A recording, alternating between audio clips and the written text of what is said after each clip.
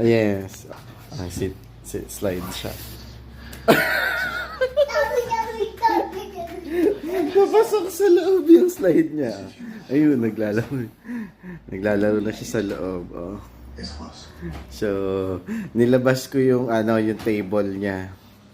Kasi hindi siya komportable doon sa loob. Natatakot siya. Okay, backslide po. Yeah? Make it backslide po. Backslide. No backslide? Nais yung toys niya dito. Pinagpatong ko yung dalawa.